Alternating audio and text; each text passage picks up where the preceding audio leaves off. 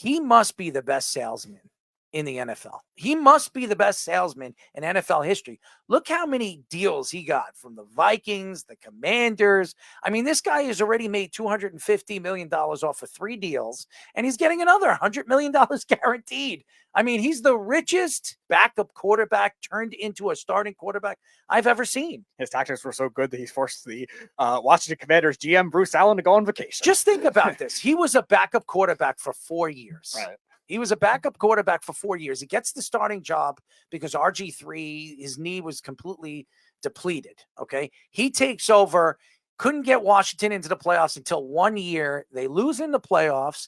And then he goes to Minnesota. He goes, I think, in free agency to Minnesota. Right, the year after they lose in the NFC Championship to the Eagles. He gets an $80 million deal with them. Then he gets another extension. That I think it was another $80 million or $90 million.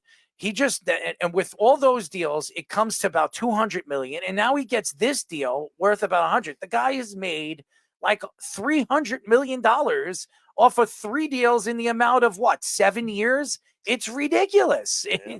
He is the best salesman I have ever seen. It really is. And like Mr. Wall said, the guy's only won 1 playoff game. He's a great player. There's no question. Oh, yeah. He puts up the numbers. He's sensational.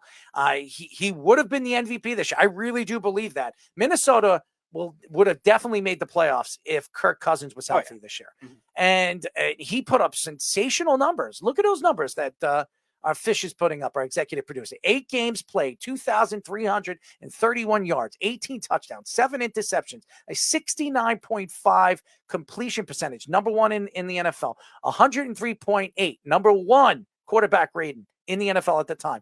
Torn Achilles in week 8, victory against Green Bay. His career in 150 games played, 39,471 yards, 270 touchdowns, and 110 interceptions.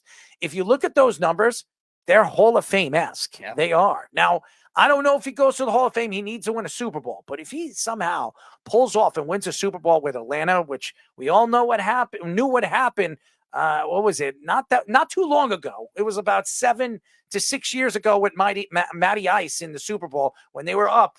I think the score was 28-3 in the fourth quarter, and then the biggest comeback in NFL history. He's a guy that if he can get them to the Super Bowl again and win the Super Bowl, I'm telling you right now, they would build a statue in Georgia of him. Oh, yeah. Between the Falcons' playoff nuances and Kirk Cousins' playoff nuances and primetime nuances that everyone likes to complain about, if they fuse together to win a Super Bowl, that would be something. Yeah, absolutely. Russell Wilson signed a $1.2 million veterans minimum deal with the Steelers. The kid is still making $40 million.